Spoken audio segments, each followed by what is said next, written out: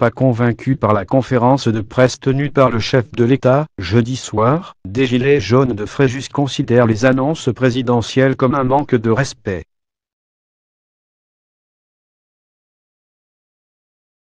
Ils étaient une trentaine de gilets jaunes rassemblés jeudi soir devant un poste de télévision sur le rond-point du Garguélon, à Fréjus, au niveau de la sortie A8.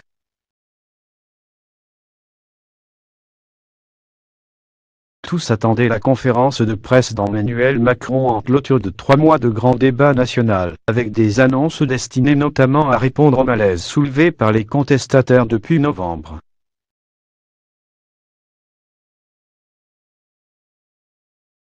Mais globalement, le chef de l'État n'a suscité chez eux que déception et colère.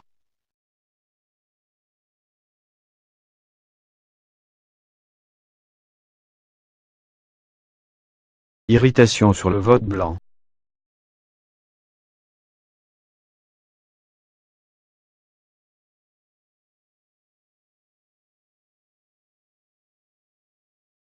Ils ont d'abord été un peu irrités par les propos liminaires du chef de l'État, prévus pour durer une vingtaine de minutes mais qui ont duré bien plus longtemps.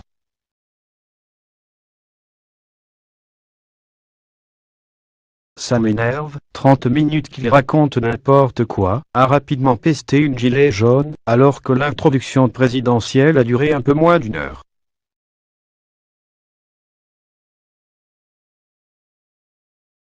Ces contestataires ont ensuite conspué le président lorsque celui-ci a affirmé qu'il avait été tenté par l'option du vote blanc, demandée par un certain nombre de gilets jaunes, mais qu'il avait finalement décidé de l'exclure de sa liste de réformes, contrairement à l'introduction d'une forte dose de proportionnel.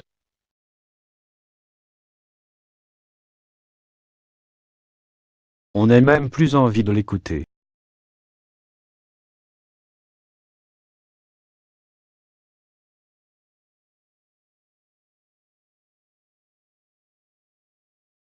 Et malgré l'annonce d'une baisse significative de l'impôt sur le revenu et la réindexation des retraites de moins de 2 000 €, rien n'y fait.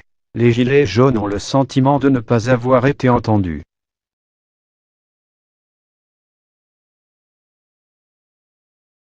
Il ne répond pas forcément à nos attentes, il reprend ce qu'il a dit dans les débats avec les maires et il n'y avait alors aucun gilet jaune, regrette l'un d'entre eux.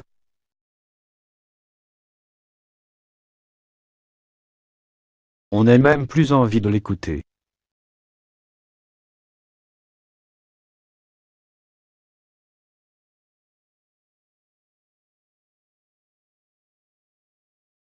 Malheureusement, c'est un manque de respect ce qu'il nous fait, lâcher notre, quand un troisième voit dans l'exercice du grand débat un moyen de payer la campagne des européennes du parti présidentiel.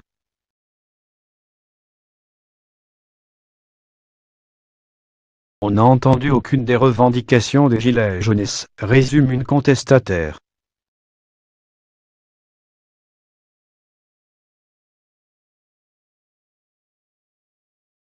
Le pouvoir d'achat, la baisse de la TVA sur les produits de première nécessité, la réindexation, dont il parle pour 2020 et on va travailler plus. Il cherche la révolution, poursuit notre gilet.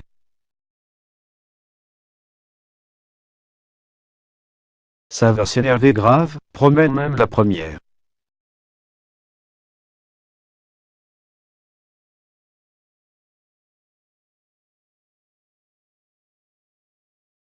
Car pour eux, pas question d'arrêter le mouvement après cette conférence de presse, inédite dans le quinquennat.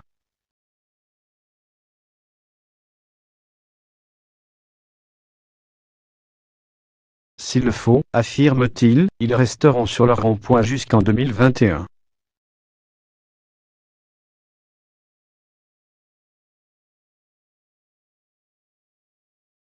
Cette cagnotte, close le 31 mars, a récolté plus de 150 000 €.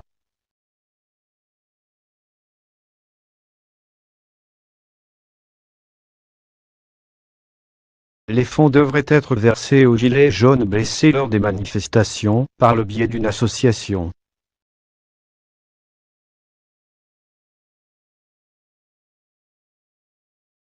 Cagnotte officielle pour les blessés gilets jaunes de France.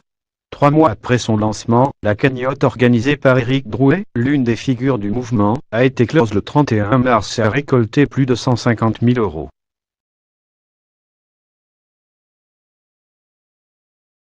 Hébergée sur PayPal, elle avait été créée le 9 janvier après le succès de 2 autres cagnottes, l'une pour aider l'ancien boxeur Christophe Détinger, fermée depuis, l'autre pour soutenir les forces de l'ordre.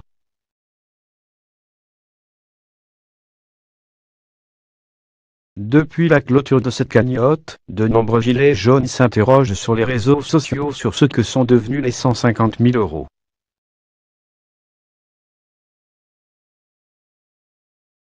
Qui va pouvoir en bénéficier? Comment la somme va-t-elle être répartie? Interrogé par France Info, mercredi 24 avril, des blessés disent ne pas avoir reçu de compensation.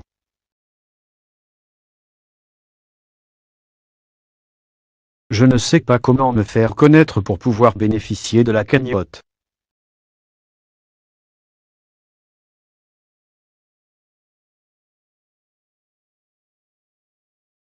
J'ai cru comprendre que les procédures étaient toujours en attente, explique Cédric Gambin, victime d'une fracture de la main le 17 janvier, lors d'une manifestation à Bourg-en-Bresse.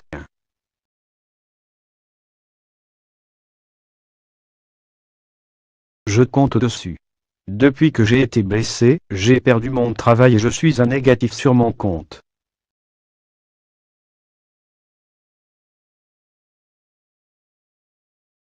Des attaques puériles.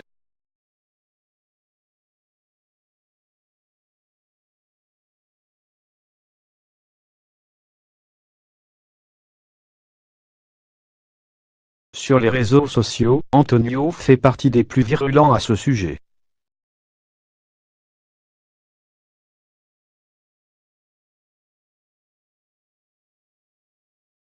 Il y a 4 mois, nous avions décidé avec Éric Drouet que je créerais une association qui recevrait les fonds pour ensuite les distribuer, explique-t-il à France Info, capture d'écran des conversations à l'appui.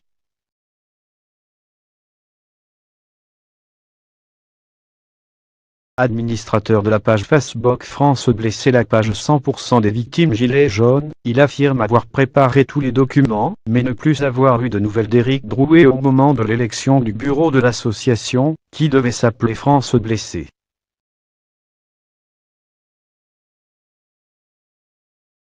Il a demandé qu'une de ses proches soit trésorière de l'association, mais je lui ai dit qu'il fallait organiser des élections et il m'a snobé, relate-t-il.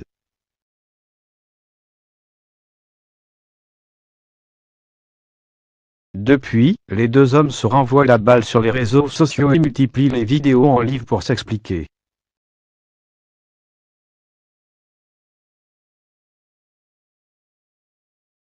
Apparemment, il a pris la mouche parce que je ne répondais pas assez vite à ses messages sur la création de l'association.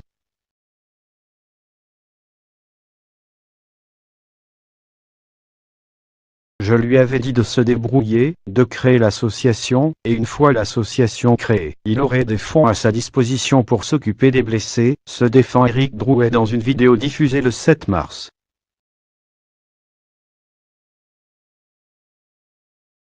Il y a des attaques puériles sur cette cagnotte.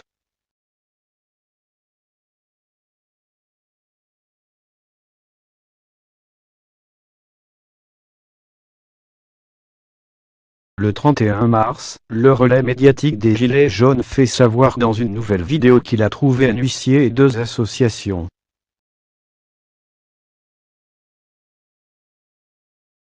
J'attends de voir laquelle recevra directement l'argent, précise-t-il, en affirmant essuyer des insultes et des menaces tous les jours à ce sujet.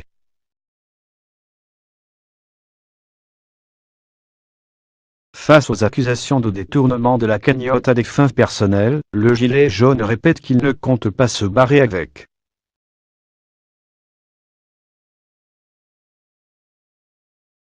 Les seules personnes qui m'interpellent sur la cagnotte sont celles qui sont avides d'argent.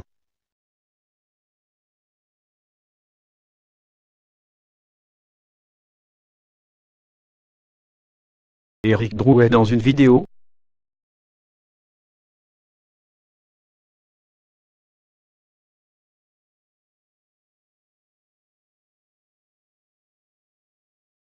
Interrogé par France Info, son avocat Keolara assure que Rick Drouet ne touchera pas un centime.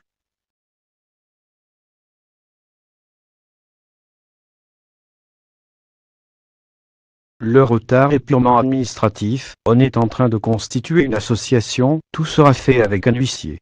Pour l'avocat, ce retard est en partie lié aux différends avec Antonio.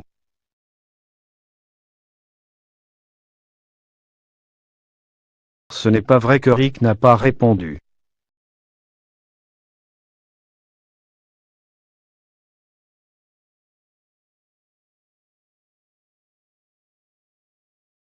Il s'est fait injurier par Antonio, ça n'allait pas marcher, donc on est passé à autre chose.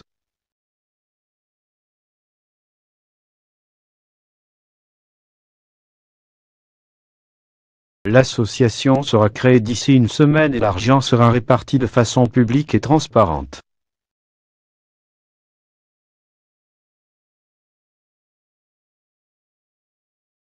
Une répartition égalitaire ou au cas par cas.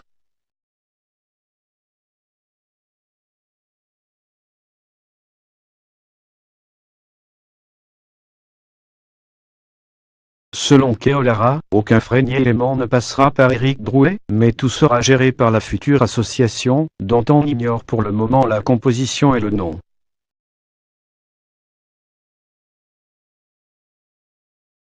Quant aux personnes bénéficiaires, des interrogations demeurent.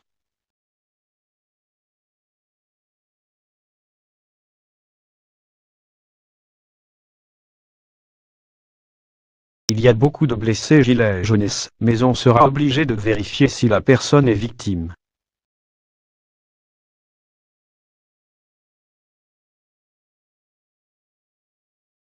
On ne pourra pas donner de l'argent sans avoir vérifié des éléments préalables sur la personne concernée, poursuit l'avocat.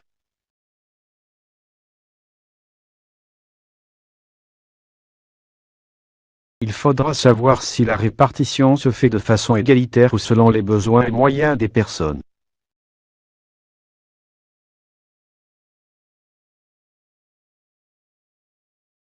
Keolara, avocat d'Éric Drouet à France Info.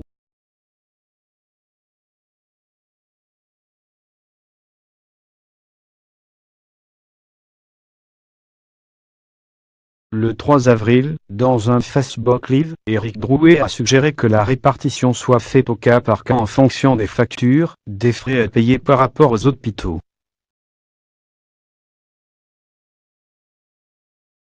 Il ajoute le 23 avril qu'une cagnotte de 150 000 € ne se gère pas en 48 ou 72 heures et qu'un communiqué sera fait dans la semaine.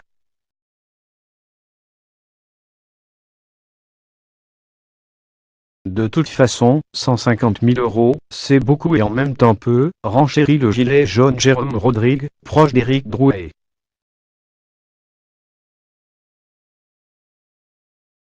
Au 16 janvier, 700 manifestants avaient été blessés depuis le début du mouvement, selon un décompte du Monde reprenant les chiffres des préfectures.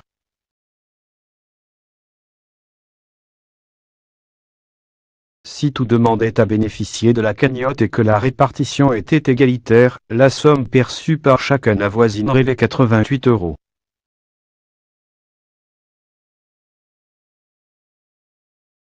Cette cagnotte fait beaucoup de bruit car certains blessés sont vraiment dans la détresse et d'autres estiment que les cagnottes en nom propre ont été trustées par celle d'Éric Drouet, analyse Jérôme Rodrigue, qui a perdu ainsi lors de la manifestation à Paris le 26 janvier.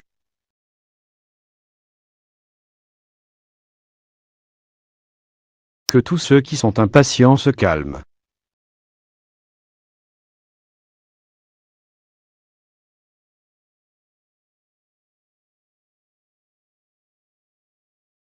Ça va arriver, mais ce n'est pas quelque chose qui se fait en 2 heures.